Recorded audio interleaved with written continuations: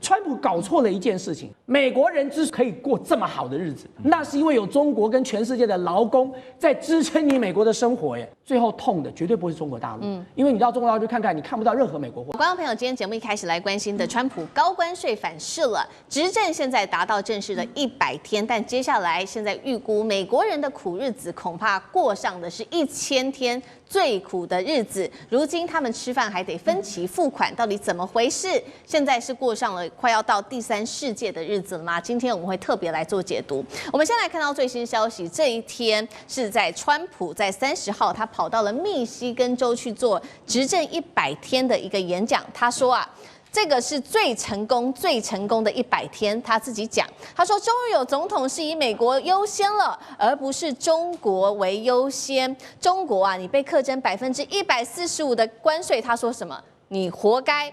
他还说，我统治了美国和全世界，把自己当皇帝了。在这场演讲中，他也特别痛批了美国，因为最近包括了美国，不管是反对川普或者是亲川普的媒体，全部都是炮火猛烈的对着他。他对《纽约时报》、对《华盛顿邮报》，甚至是对这个亲川普的媒体 Fox News， 他也说了，他们不断的做假民调，制造假新闻。另外一方面，我们要来看到呢，问题来了，川普想要切断中国制造，但是我们要来看到的是，没有中国，美国人真的能够过日子吗？这个是《纽约时报》特别刊登了一个文章，以 Your Home Without China 为题。我们请导播来 cue 一下下一张的一个画面哦。这个《纽约时报》特别做了这一张图，就是在讲说，这个一般的美国人家中用到中国制的产品大概有哪一些？我们来看到这边特别指出，这个橘色跟红色就是有用到中国制的产品。我们先来看到整个家中厨房的部分好了，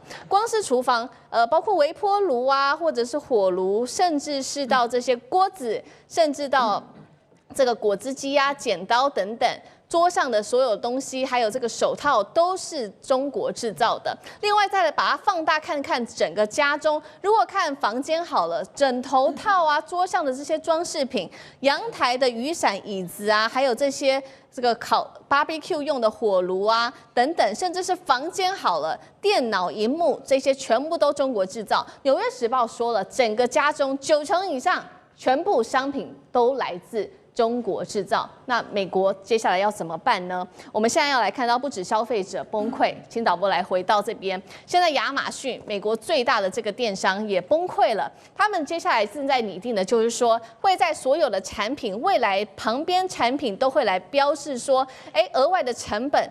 征收的多少关税，要消费者直接可能就是要请他们自己来买单了。结果这个消息一出啊，川普就暴怒了，白宫还因此召开了记者会。这一次派出的是他们的秘书长，直接召开记者会，怎么说？李威特这样批评了，这是亚马逊发起的一项敌对、带有政治目的的行动。就亚马逊只好说了，他就说：“我们不会做这一项措施。”节目一开始来请教委员怎么看？美国希望戒掉了中国制造，刚刚看到那张图了，90%以上的商品全部都是中国制的。一旦强行脱钩，接下来美国会引爆海啸、消费崩盘吗？美国已经准备好承担这样的代价了吗？委员怎么看？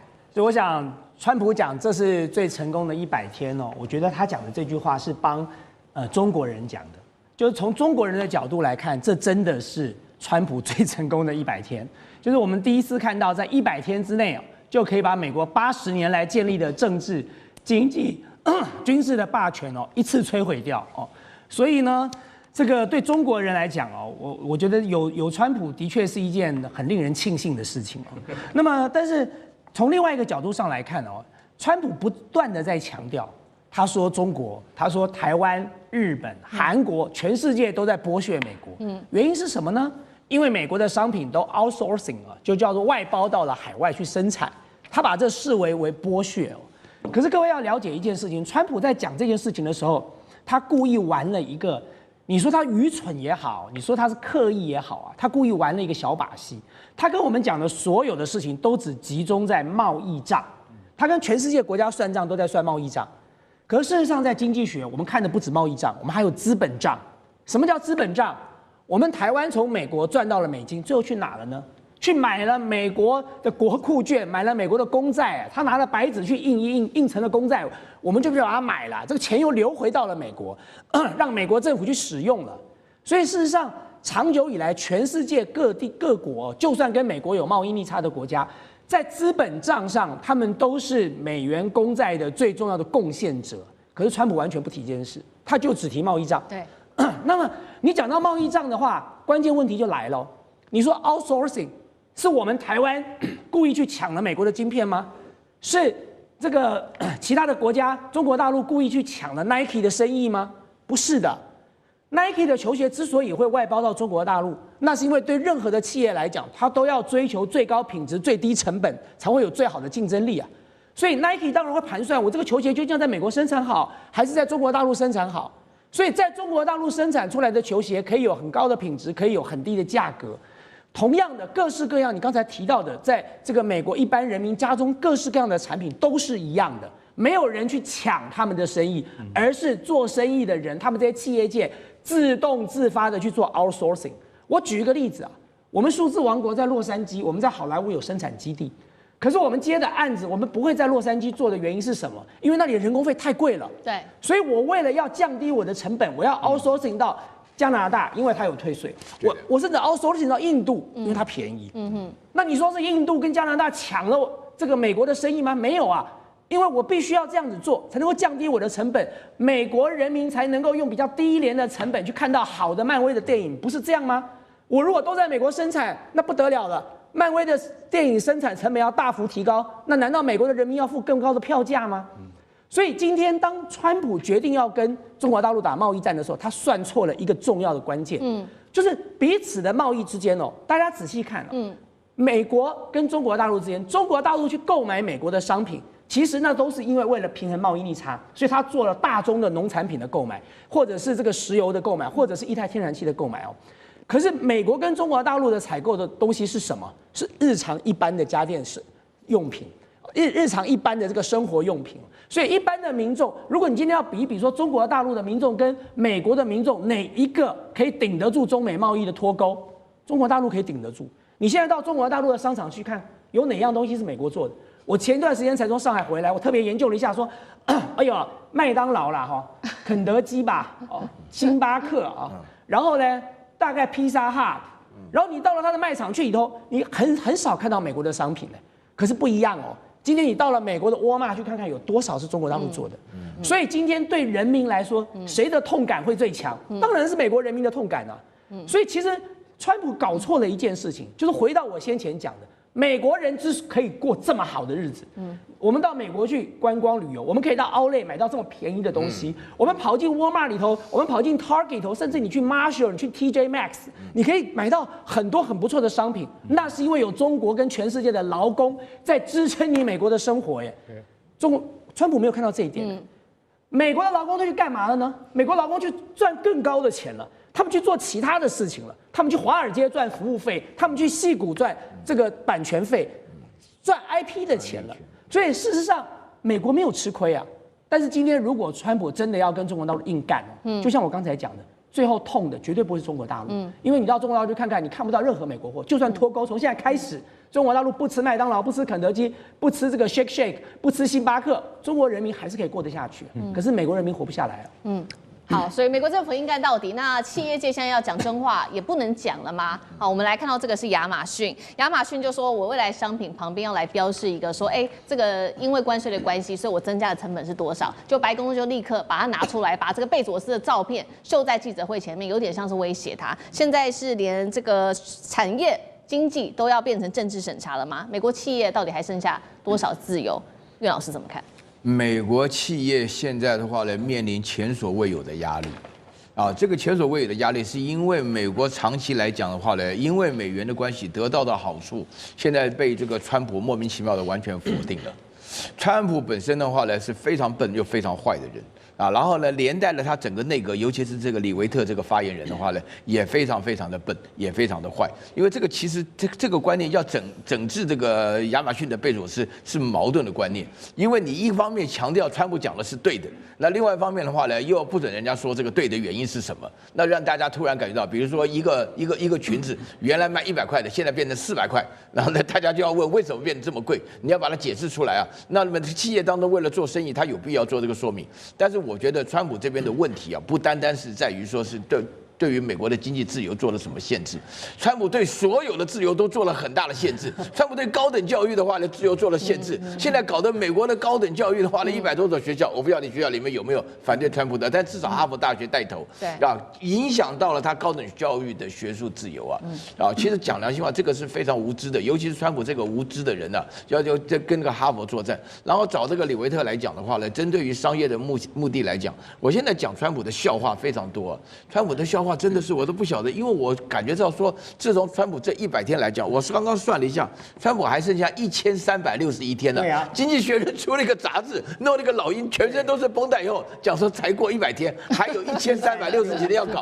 我跟你讲啊，这个真的是说句良心话，我自己产生什么感觉啊？我顺着讲啊，就是说天佑中华也不要这样子嘛，你让中国人稍微磨练一下嘛，你怎么搞的这种事情？因为大家要了解，因为美国本身第2次选出一个又笨又坏的总统，证明有1半以上的美国人真的是很笨很坏啊！你现成的利益，大家我跟你讲，我讲这句话很多人会听得不爽，但是实际上美国人是自己要把自己的利益丢出来的。美国有世界的霸权，我们都承认了。即使按照今天这种态势的话，这个大陆昨天登了不贵的这个通知的话呢，我相信为什么一开始的第一个镜头就是搞到文化大革命啊、抗美援朝的时期啊，因为这是一场非常艰苦艰难的情况，所以说不愿意跪下来的原因是说，如果我们稍微意志不坚，就有可能要跪下来。美国的确是很强啊，但是美国在这种乱搞下去，你们想想看，川普这样的乱搞1361天，再这样接下来的话，我觉得美国元气大伤的情况下，美国目前为止的形象是极其差的。美国目前形象非常差的，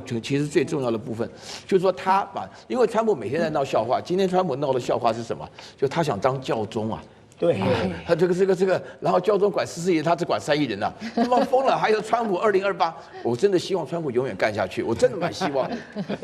好，我们现在看到川普这个川建国统，对他才执政100多天，现在刚刚讲的嘛，就是说接下来美国人的苦日子还有超过1000天，我们要看到接下来美国人还要承受哪一些东西。现在眼前看到的就是高通膨，包括说，我现在如果买一件衣服，在美国啦，如果我买一件衣服，这个价格 Temu 来讲，18块美元的夏季洋装，因为夏天要到了，现在要美国人去买要44块美元。那如果我只是帮小孩子买一个泳衣，一件泳衣12元，现在是31元。艾迪达也说接下来他们会涨价了。美国的网友怎么讲？好，这个是非常实际的，他们就说我1天之内，我觉得我从一个亿万富翁一样的在购物，结果我觉得我现在像是穷人家在购物。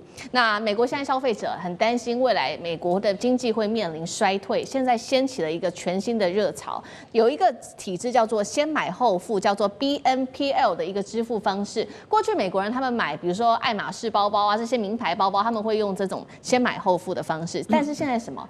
我去市场买一颗鸡蛋，我叫个外卖，我都用先买后付。他们说因为他们要把现金留在身上，以防未来经济衰退，结果导致现在很多逾期缴款的现象不断的发生。和硕董事长童子贤在这时候出来说话了，他说再这样搞下去，美国的货价恐怕像第三世界一样，最惨的状况，美国人未来连手机都可能买不到了。另一方面，在补充，今天有一个比较新的消息，也就是说，川普的长子在这个时候，他还要打造最顶级的富豪俱乐部，入会费50万，对比这些基层人员的痛苦，好像川普都没有看到吗？华干哥怎么看？思敏，你买一个铂金包如果50万的话，你觉得在这个自由市场的这个经济架构之下，我们去用分期付款买合理，对不对？因为它价值50万嘛。所以我一次没有办法付那么多出来，那也不合理嘛。美国现在是最大的什么叫做 Lending Tree 借贷平台，生意很好。他强调是 BNPL 是什么？先买后付。Buy now, pay later。对，就是这个意思。所以大千帮我们解释。可是我问你，那先买后付会造成什么样的情况？花明天的钱。你就说你根本没这个钱，你买了，你后面付不出来，你会怎么样？这很像次贷危机，你有没有这种感觉？是你付得出来吗？这个 Lending Tree 他们统计了2000个受访者之中，有1/4使用他们的 BNPL， 然后他们的这个就是违约率已经达到20%，可是还是很夯，很多人来借，就是很多人来借，因为它当然有利息嘛，对不对？你要按时缴，超过1周没有缴的话，就会紧缩，你就没有信用了。所以很多中产阶级白领阶级，他们都会在1周之内想办法缴上去，就是会缴足。但是现在慢慢的，超过2周，超过3周，信用打死的人越来越多。为什么？因为关税。就算 BNPL 现在很受美国老百姓的欢迎，但是他们认为在2个月后的通膨以及2个月后的那个货币紧缩，他们会觉得说完全没有安全感。所以在这种情况之下，BNPL 就是一种分期付款，跟我们台湾的银行是一模一样的啦。它当然也有滞纳金，对不对？就算是有这样的机制，可是他们对未来的经济越来越持悲观，而没有信心。所以美国人现在已经到了什么？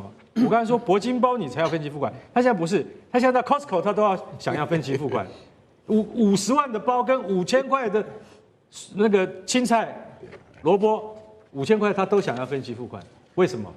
因为他们现在开始要扩张经济政策，什么家庭都要扩张，扩张什么意思？扩张就是先拿先赢啊，后来再来付钱，付不出来的话我就跑啊。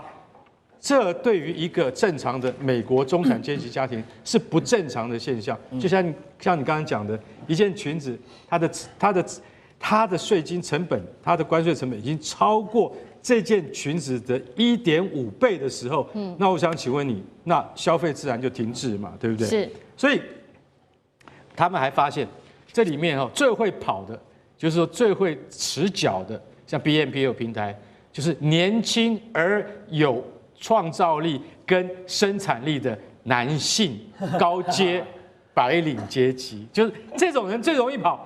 其实他们是最有能力付钱的，但是为什么他们会跑？就是因为川普，你这个错误的政策。他更好笑的就是说，他们有一个音乐节地方的音乐节，599美金，18000块台币。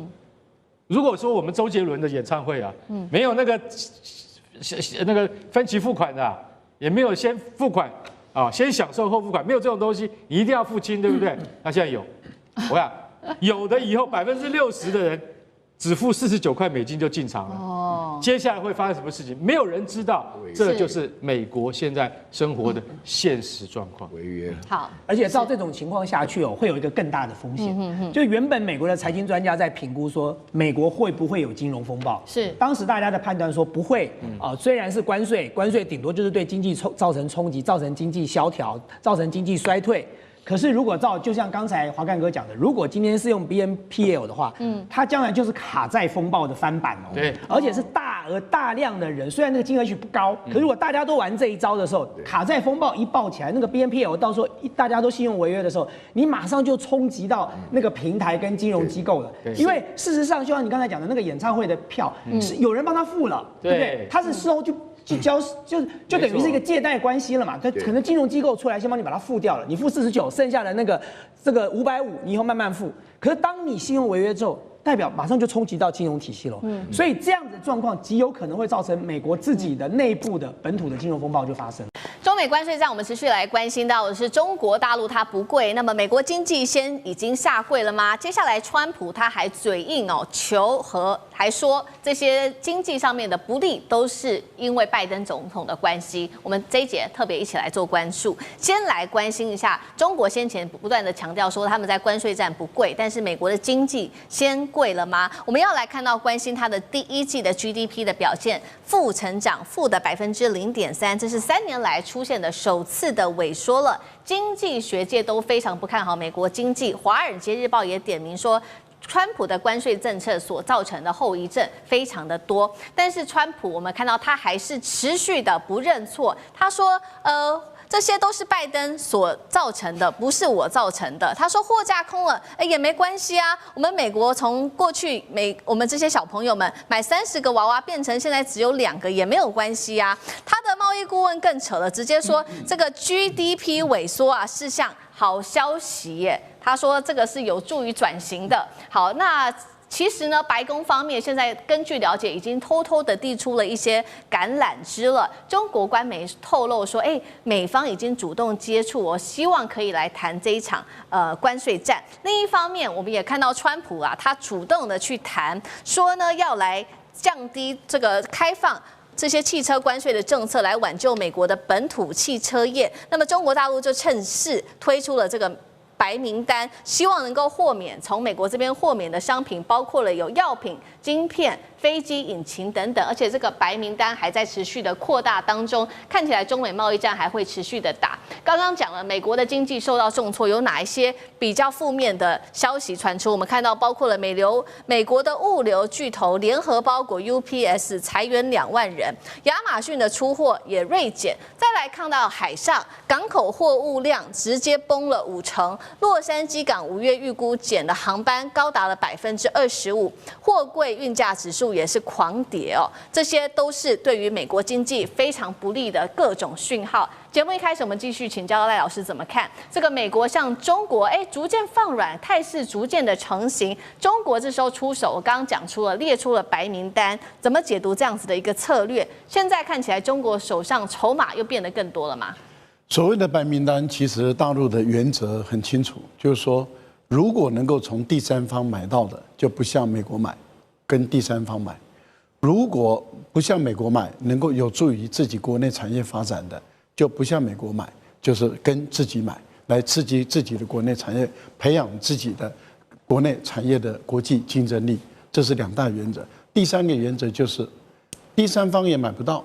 然后，对于国内的经济的产业发展，短时间内还没办法成效的，那这个时候就向美国买，然后关税减掉。您刚刚谈到的有关于药品，尤其是这些抗癌的、治疗癌症的药品，这个部分里面，大陆本身还没有发展成熟，可是它是人命关天的事情，当然就是把关税直接就豁免了。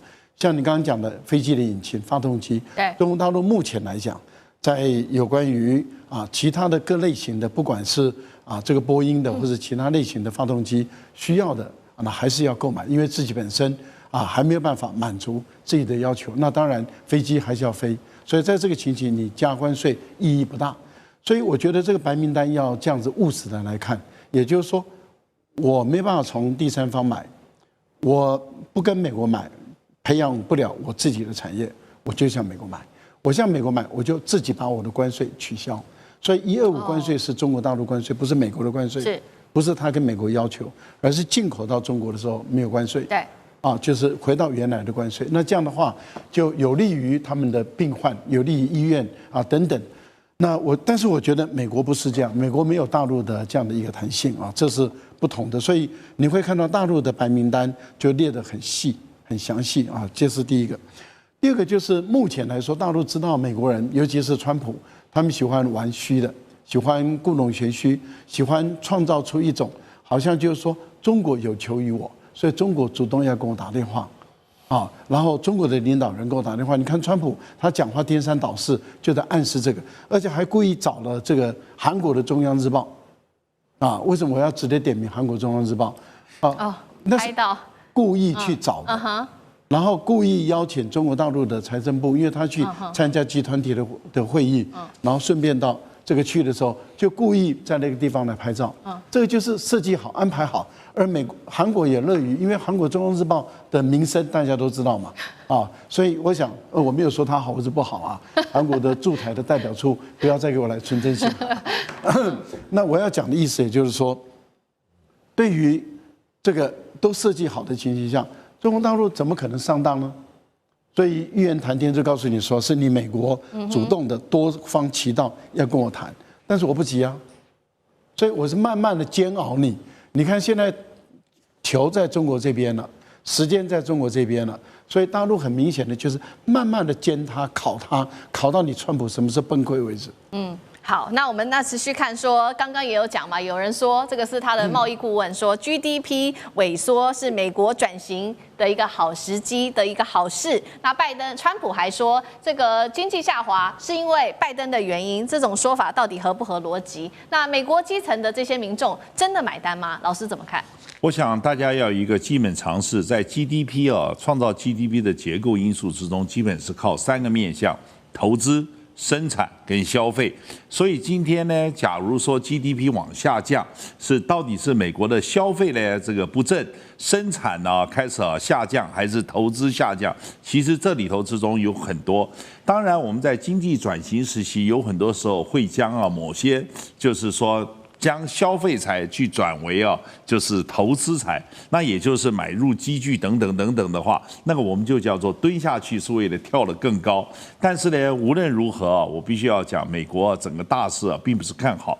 但是为什么呢？川普明明这个叫做睁着眼睛在那边说瞎话，昧着良心在那边扯谎，因为他的目的不是去说服美国所有的选民他的目的只在说服他的支持者就继续支持就好。这个其实看到我们国内不也是如此吗？对不对？你知道对不对？无论再扯天大的话，只要原来支持的基本盘不跑掉就好。他其实是一样，但是他犯的错误是什么？他一直在那边扯拜登，拜登是一个退休的人，你是在跟一个退休人在那边比，对不对？当初大家之所以第一任他会垮，就是因为大家受不了他。这个知道拜登也不怎么样，选了一个拜登，就选了之后更糟。那问题是你现在在扯拜登，你下次再来的之中，你所有的火力都在那儿，这是不对的。所以他现在你看他有很多的讲话，颠三倒四，非常离谱。他的所有的目的，就要想想看他的支持者是谁。所以呢，我们今天看看政治人物他在讲什么鬼扯的话，他的目的是只是巩固自己的基本盘，他绝对不在说服那些原来就不支持他的人。好，政治人物有他政治上面的操作，但是美国民众他们的痛苦指数是真实的。我们刚刚讲到非常多的数据嘛 ，GDP 是3年来最差之外，货柜量雪崩，企业裁员，民众现在也是非常的恐慌。但是川普这时候又说了一些话，他说东西少买一点，价格贵一点没有关系。那有人就说他心中只剩下财团，只剩下华尔街了吗？到底有没有关心这些基层老百姓？委员怎么看？目前对于川普的奇奇怪怪的政策，不管是关税政策、科技管制政策，其实最恐慌的是华尔街跟财团，比一般老百姓还恐慌。对，你看巴菲特他把所有的东西卖掉换成现金，他这个理由，川普可能当选，所以他把川普看成一个系统性的风险跟危机，更不要说川普干了2件事情，4月2号。他宣称是美国解放日，就当天宣布了关税以后，股票就再大跌，债券大跌，美元大跌，资金外逃。那这个是什么？这不是华尔街的杰作这是谁？是华尔街很多投资者，什么银行保险公司吓到了，就赶快把资金往外移，要不然他们可能银行会被挤兑。没钱，像矽谷银行倒了，或者保险公司保单被赎回他自己以后怎么经营啊？所以这个第一关已经把所有的这个华尔街给吓了一跳，就到了4月多20几号，他又说我要开除联邦准备理事会主席鲍威尔，又把他吓了，又重刷一次啊！你看这是第2次，还有前天他又莫名其妙讲一堆他听不懂的话，你看。一开盘的又跌了800多点后来发现说听说中美2国有在谈了，我们就把它拉回去了。所以你知道这个都是他一个人搞出来的。那他每一次讲说，哎呀，我这个朋友赚9亿，这个朋友赚25亿。后来我发现他在说谎，为什么？我算给你看了，这个他的最好朋友马斯克大概赔了1150亿。1150亿美元，他个人不是整个公司，整个公司赔了不止这个数字啊。第二个，贝佐斯也捐款给他不少的人，赔了大概250亿啊，还有黄仁勋大概赔了360亿，那还有祖克伯格赔了115亿，算一算去参加那海湖庄园那一群人，每一个人都脸色起纯色的，所以很惨很惨。那我只要说它这种方式现在已经蔓延到了美国的房地产市场。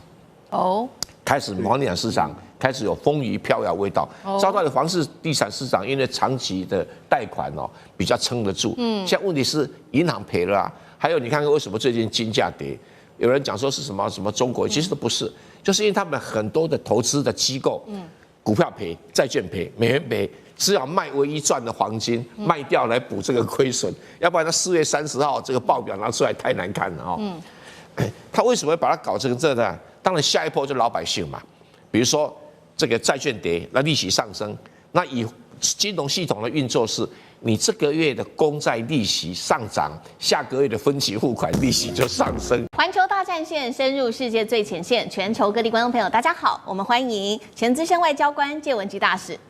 思明好，各位朋友大家好。时事评论员王尚志上志哥。思明好，观众朋友大家好。资深媒体人彭华干，华干哥好。主持人好，大家好。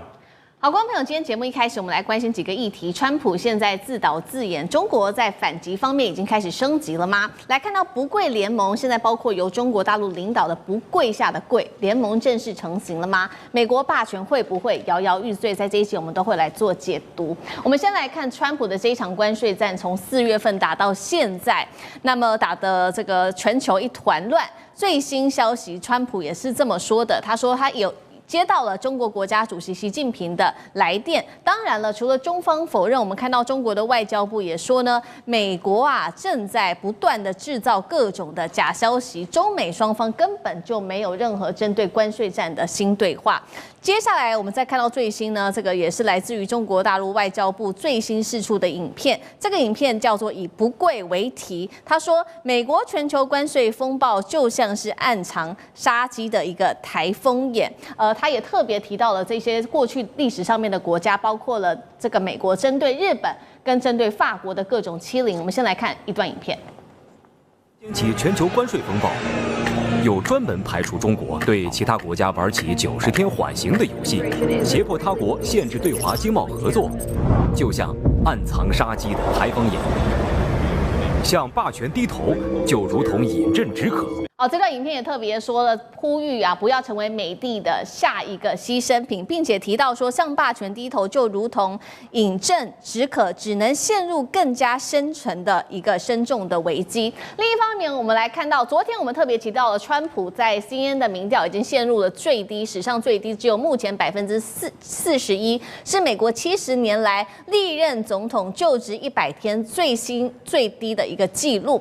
不过，川普最新做了一个回应，他说，才不是呢！这些结果都是假的，是假民调，媒体才是真正的人民公敌。我们看到包括了他的财长贝森特也继续的帮这个川普来圆话。他说，中国大陆是无法持续支持下去的，说不定有一天呢，中国就会打电话给我了。好，不过另外一方面，我们看到的是中国大陆的外长王毅，这时候正在全球来做布局，打造以中国为核心的我们刚刚说的这个叫做不跪下的跪，不跪联盟。好，他去了哪里？我们来看到，在28日，王毅亲自到了巴西，参加的是这一场金砖国家外长会议，和俄罗斯、印度、印尼等10国的外长同台。王毅再次的喊话了，他说要支持多边的贸易体系，加强全球南方合作，一同对抗美国。目前金砖占全球人口大约46%，GDP 占比大约是36%。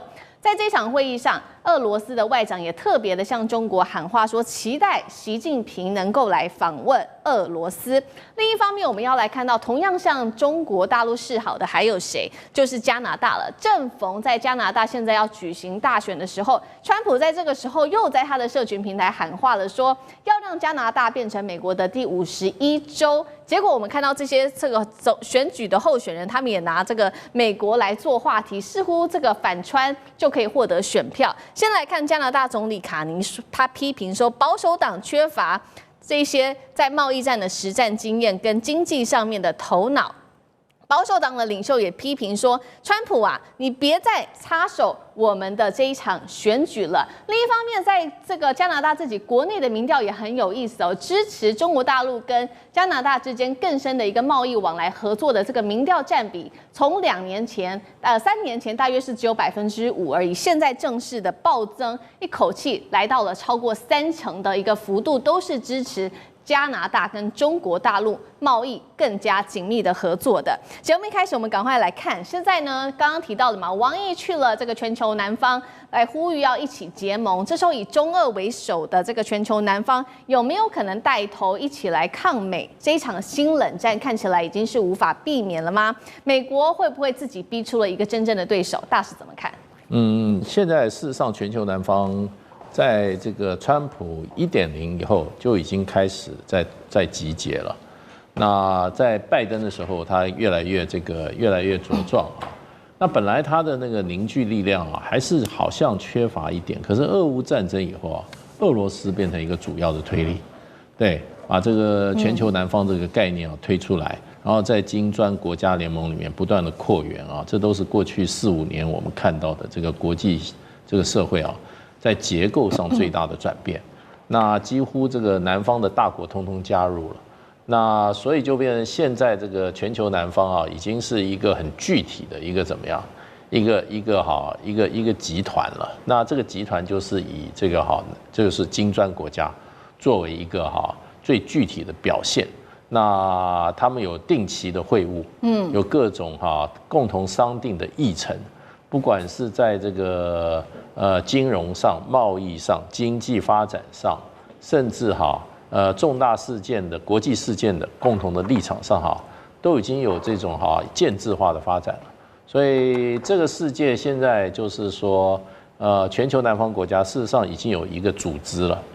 这个基本上他们对应的就是美国为首的西方国家。那可是问题就变相对的，现在西方国家现在已经怎么讲呢？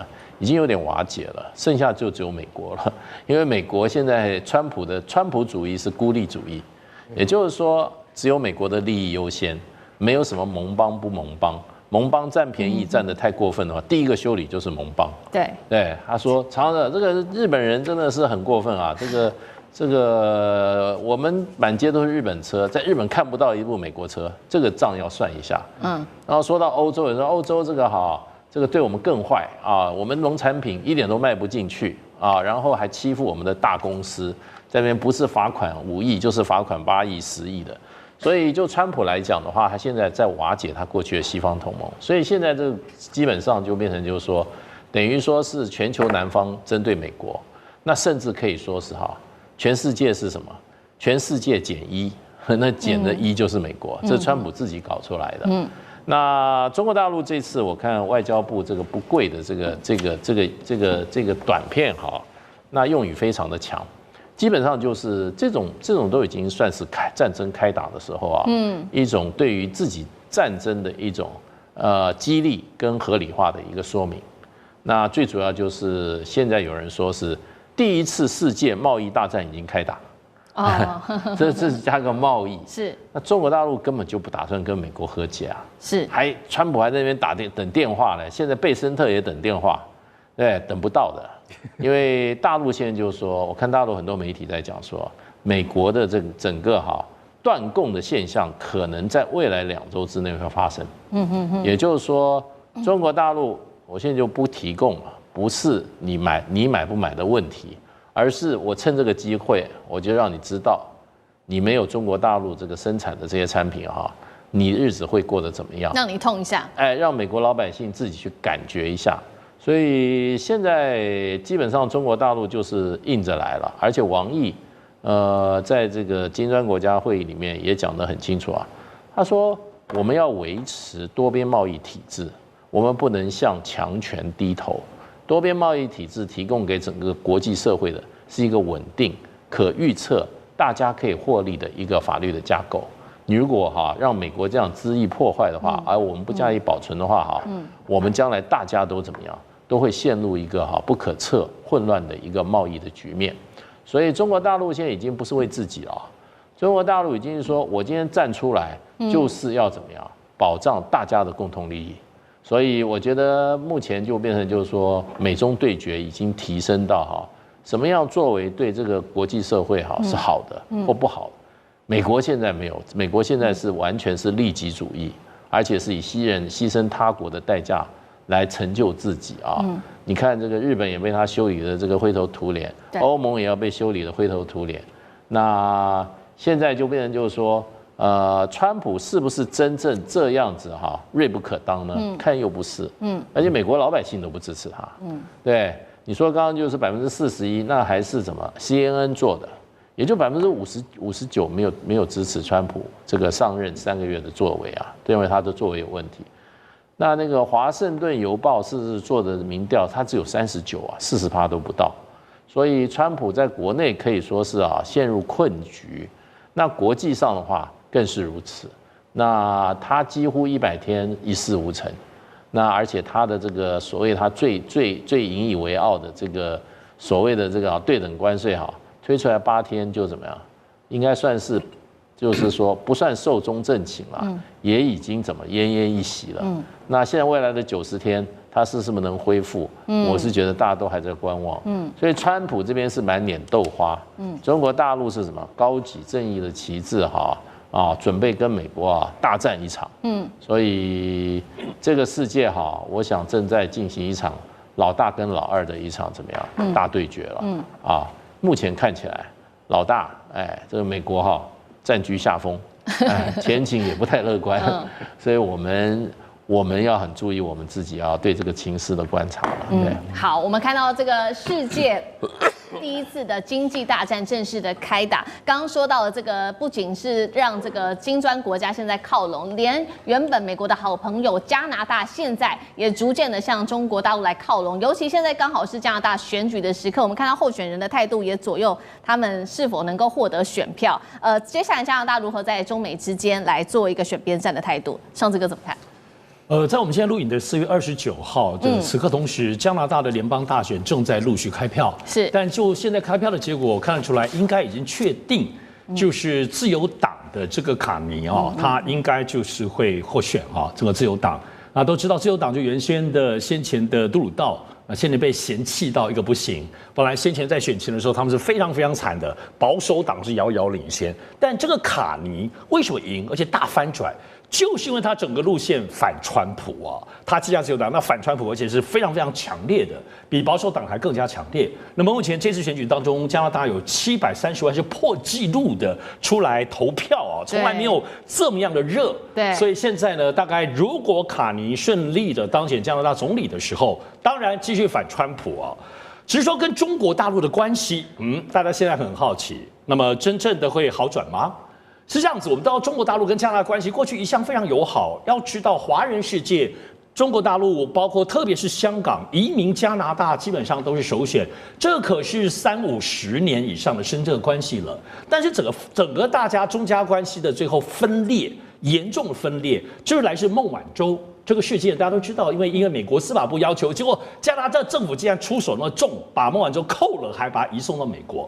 所以这个部分是让中加关系彻底分裂，乃至于后面甚至互相最严重的时候，在2023年互相驱逐大使，互相驱逐这个外交人员，真的是到冰点而且长期以来，包括我们先讲前总理杜鲁道，他就是美国的爪牙，美国要他做什么就怎么样，要他处置就出面，然后包括台海关系当中，加拿大也都有涉入。那而且在加拿大也非常关注人权问题，美国好像还好，加拿大又特别关注中国大陆人权问题，所以这个部分那个结中加关系这个结真的很难但是政治了。经贸长期以来都很热，我们刚刚讲，甚至在基层的留学、旅游、做生意，中加的关系，包括跟香港关系，非常非常深刻的。所以虽然来看，在这种美国跟加拿大现在多糟糕，川普才刚刚接受《时代》杂志的针对他执政100天的最新的访问，里头提到格陵兰、巴拿马，他还是一样强硬。而且他还补上一句，他还是强调，他希望加拿大变成美国51州，是真的。我现在来讲乌俄战争，这个24小时停战，他说那是开玩笑的。所以到川普没有变所以这就大家现在来看，中国大陆，因为加拿大一直是中国大陆的第2大贸易伙伴。虽然进出口的数字，加拿大出口到中国大陆的只有大概11.9%，还好。那么而中国大陆出口到加拿大的部分只有3.9%，但是这个部分数字不高，只是它的总量非常大。我们知道，听说现在确实北京跟加拿大开始有在接触了。不过我们在第一时间看到，比如说先前大豆、包括猪肉等等牛肉这些，中国大陆从不跟美国采购之后，直接就移到金砖国家，像巴西，并没有直接跟加拿大开放对加拿大的这个部分的关系。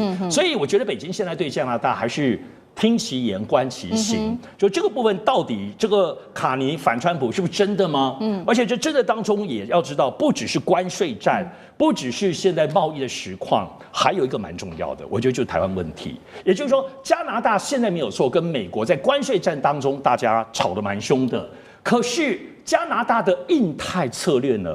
加拿大对台海关系过去跟着美国一起介入的这个东西会改变吗？还是说经贸当中大家吵半天，可是在亚太尤其台海之日上当中又是在当美国的小弟？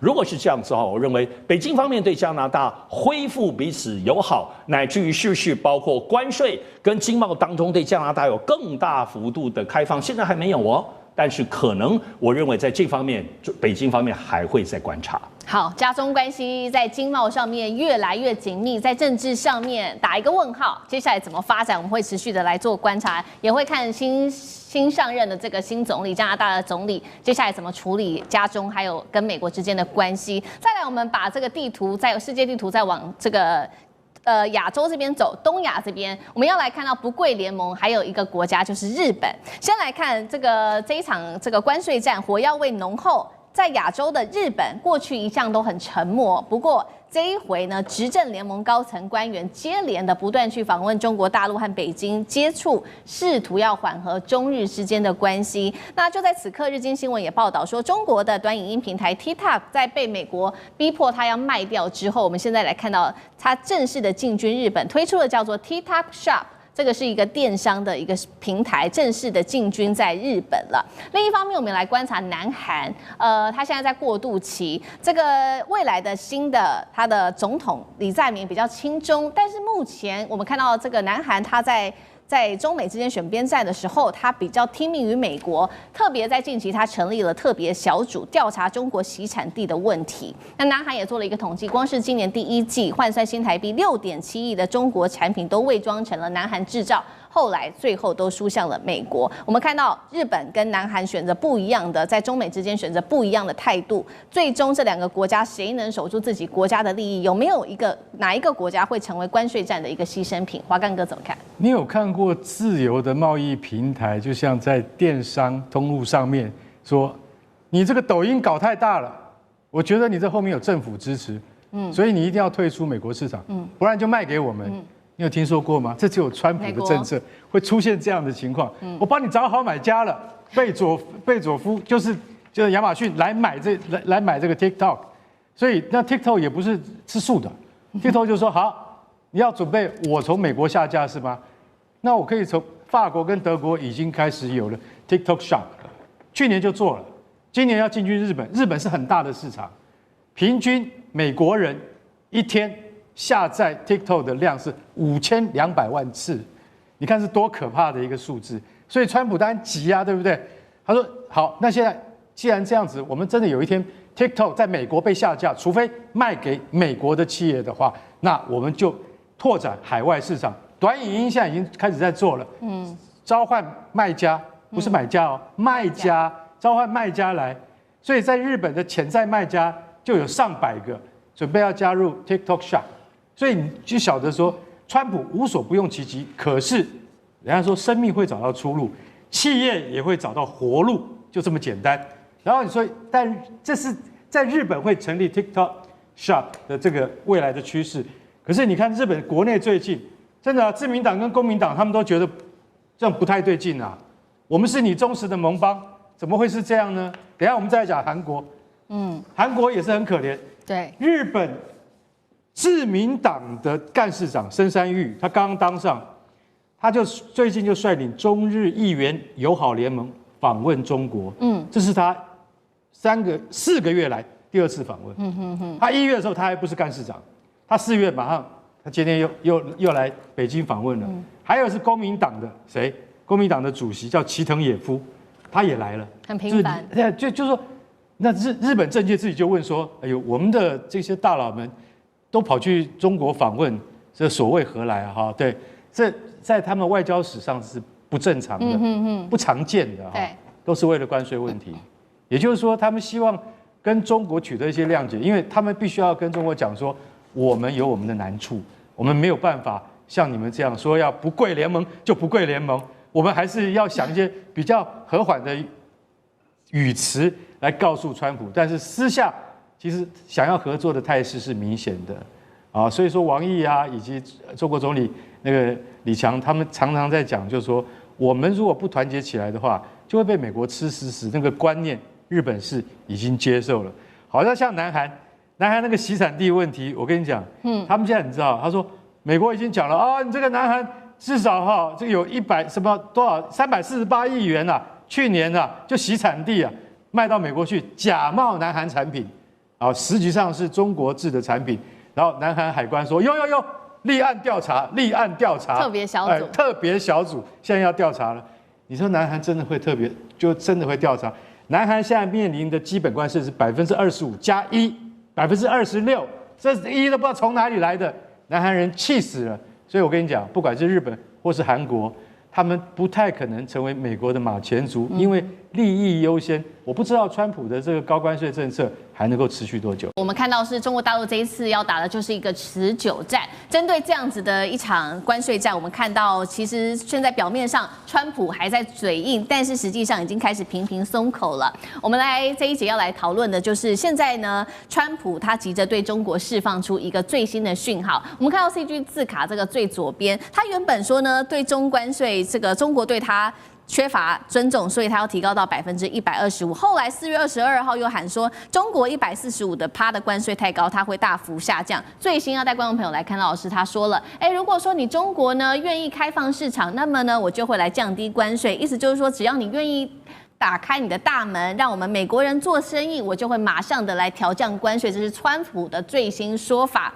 那为什么他突然间放软？大家也开始在做解读了，因为现在美国国内正在被高通膨给吞噬哦，包括企业都已经非常的惨，那民生哀嚎，连超市都已经空如也。我们要来看到几家重要的企业，首先第一家来看到沃尔玛，这一回不得不通知中国了，全面的恢复供货，未来呢，我们这些关税就由我们买家自己来承担了。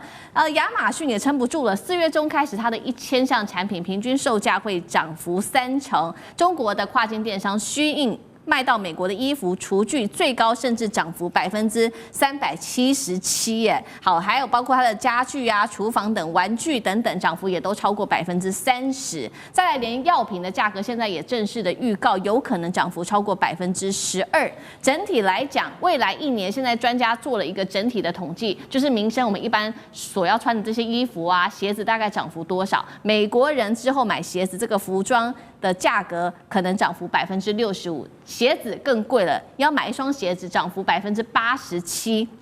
那美国的企业现在急着囤货，就是因为现在他们再不赶快囤货的话，接下来他们的架上都会是很空的。专家示警说，未来中国进入到美国的这些货运，在2周可能暴跌35%，接下来冲击就更大了。因为呢，包括了900万的卡车司机的这些运输人口，或者是1900万名的零售业者都会受到冲击。那么再来就是美国的经济会面临下行的风险。我们看到刚刚 CG 一开始我们就讲了，川普现在急着说，要中国赶快降关税，这样我们就会愿意跟你谈，跟你来协商。美国是真的在谈判，还是认输了？委员怎么解读？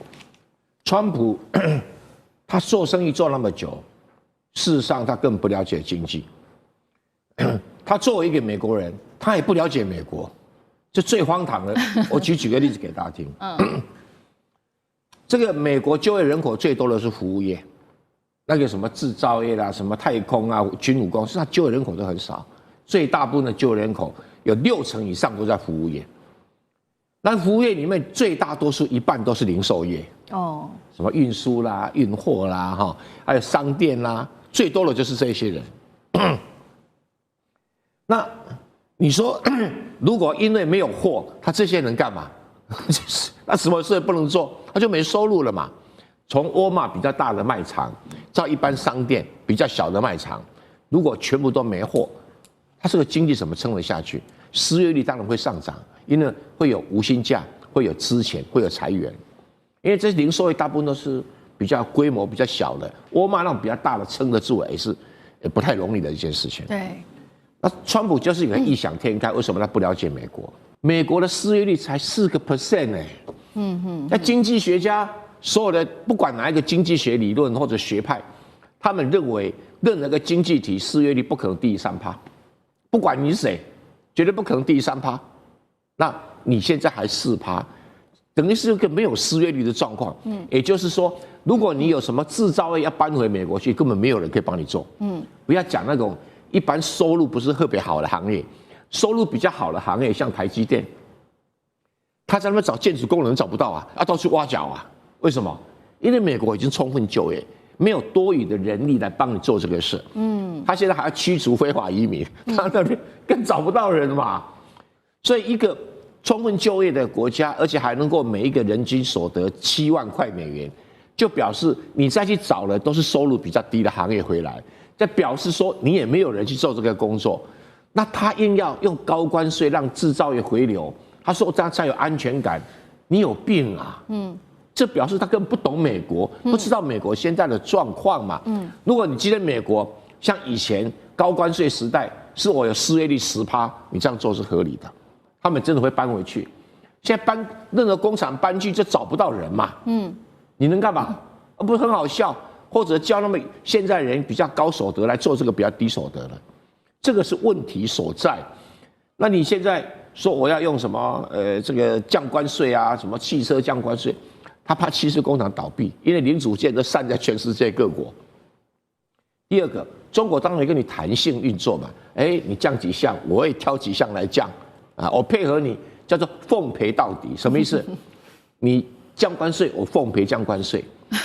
你增加关税，我奉陪你降关税，我陪你跳什么拉丁舞，这样可以了吧？就是这种态度嘛。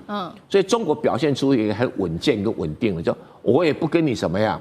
跟你这样子是一定要跟你硬杠，对不对？就把你当作喝醉酒的人，我不理你就是了嘛。好，但是你只要不叫嚣，我也不对你叫嚣。你叫嚣，我声浪会比你大，但是我也不过度。你看，中国现在从上到下有没有人骂过川普？没有，所有官员都不理他，不吭声。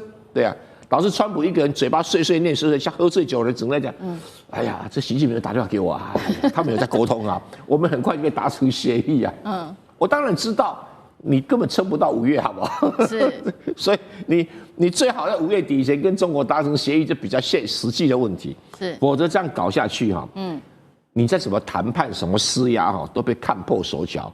因为你根本非认输不可。好，所以我们看在这个中美之间都还没有任何的谈判之前，沃尔玛总要继续的经营生意吧，所以呢，就赶快就说了，好吧，那我们就只好自己吃下这个关税吧，由消费者自己买单，然后我们还是要进中国大陆的货。现在大家在解读说，这个去中国化是根本不可能的事情吗？将军怎么看？我们现在看到有关于这个美国的民生的日用品开始已经是这个成倍数的涨价哈，所以我们看到这包括到厨房的抹布都涨到377%。那我相信在不久的未来哈，可能是很快5月份以后会更再涨一波。为什么呢？大家不要忘记了，在这个川普实施关税之前，其实所有的生意人哈，不管是出口商或进口商，已经感受到这种关税的威力，所以那个时候他们就开始囤货。那时候很大批的货已经拿到大陆卖到美国去，将它囤储起来。现在沃尔玛他们卖的大概是之前囤储的货，那这个囤储的货卖完以后，他怎么办？如果这关税还没有结束来讲的话，他就要硬着头皮再进货了。所以现在来讲的话，已经高达377%涨价的范围已经这样子了。那以后来讲的话，等到这一批仓库里面的货卖完以后，紧接着就会一定就会再涨价。那我们这边讲关税哈，这些钱到底是当然是美国政府拿去了，那谁出这笔钱呢？这个第一个就是制造商嘛哈，第二个是进口商嘛，第三个是消费者嘛。你不知道他你钱从哪里来。好，那现在出口商来讲，以中国个性哈，我们经常讲一句话，就是杀头生意有人做，赔本生意没有人做哈。我如果说卖东西出去了，我好歹你要让我赚吧，我不可能去这个做义工做善行，我把东西提供给你，让我这样亏本是不可能的事情。那中国这个制造业来讲，它的这种利润有多少呢？我们经常讲毛三到四哈，这个中国人经常讲一句话，就是薄利多销了。所以卖的东西其实价格不高，你让他说是你要扣他关税，他没办法降下来，因为我成本就这么高嘛，我只有13%到14%利率，你现在扣我一下，你不要说是这个100多%，你扣我10%，我就已经是赔本了。所以说第二个是谁来付这个钱？就是进口商。我要进你的货，我就必须要忍下去。那为什么沃尔玛现在要忍着这个涨价的这种风险吞下去？然后我就是少赚一点哈，不然的话他没有货可以卖，他公司就倒闭。第三个来承担这种关税的人就是消费者。对，那为什么消费者？就是你看现在来讲，很多都是日常生活用品，纸尿裤你要用吧，对不对？不管是成人或婴儿的尿片你要用吧，厨房抹布你要用吧，你不能没用。所以我觉得这个川普这种关税政策弄到最后哈，其实真的受害者是美国自己的消费者，还有他们的进口商，会是最明显的这个关税的受害者。好，所以我们看到美国现在内部都已经民生消费都已经辛苦成这样了，这时候还是有人继续的挺川普到底。除了他的内阁挺川普到底，我们来看到这一位，据说是这个川普的这个金主啦，他是亿万富翁对冲基金的经理人艾克曼，他回呛北京，你赶快吧，你再不赶快出招达成协议的话，你就会撑不住关税战了，因为接下来企业对于你中国大陆的市场会缺乏信心，会大量的流失。那这些供应链他就说了会流到哪一些国家？他说会到印度、到越南、到墨西哥，甚至是美国本土。真的是这样子吗？美国供应链真的能够成功的，希望能够移转回来吗？供应链我们说都已经转了数十年，甚至10几年的时间了，为什么世界现在看起来还是绕不开中国大陆？让杨老师怎么看？川普用的财经内阁，还有他所谓真正的好朋友，花钱参加他的参会，然后不断的出现在白宫跟他的海湖山庄，被他在电视面前说他这一次股票赚了25亿、6亿等等之类的，通通都是基金操盘人，没有例外，没有一个制造业的老板，没有一个科技业的老板，除了马斯克。那马斯克根本没有进入到他的关税政策的决策圈里面，所以这些人呢是玩金钱游戏的。这些人像这位也是犹太人 ，Bill Ackman。那所以金钱游戏，你这种对冲的做法就不一定跟正常的商业逻辑，或者是制造业、科技业的逻辑，或者是贸易的逻辑是一致的。但他有的时候讲话是有他的政治目的，是有他的商业目的。他讲3点，他第一点说，如果高关税，企业会失去对中国的信心。第二点，他说持久关税会损害中国的信誉。第三点，他说时间是美国的朋友，中国的敌人。对不起，你把那个中国美国倒置一下，不就是所有现在媒体都在讲的事情吗？对，他跟所有的媒体倒过来讲。对，所以他要不然就是帮川普在那边就是喊话，对，他要不然其实就是有他的可能跟川普之间的朋友关系的目的，或者是他自己商业上的目的。然后呢，他终于讲了一个实话，他说希望川普能够把跟中美之间的关系维持到10%到20%。对不起，10%到20%，那之前整个关税，川普1.0到拜登就是10%到20%，而打了7年呢。那你现在回到那个过去吗？还是说往上再加10%到20%？这种我们就不知道了。可是呢，这样子的一个做法，其实他特别说这个 iPhone 通通会移到印度跟越南，完全泄底，对不对 ？iPhone 在之前就移一部分的产线到越南跟印度去，尤其是要卖到美国去的。结果在印度做的呢，出问题，对，不得不又回到了郑州红海的 iPhone 厂去，特别是在疫情之后。那你现在高关税又来了，你再回去，你又做得出来原来在印度、在越南的问题能够解决吗？事实上，供应链变长，成本就变贵，成本因为供应链变长，成本变贵，再加上关税，成本更贵，那你没得玩了。所以我们要了解他讲话的背景，看讲话的内容有的时候。其实大家反而看证明他们其实自己心慌了。好，谢谢杨老师。那我们休息一下，马上回来。地缘政治、美中之争、战略价值、强权崛起、小国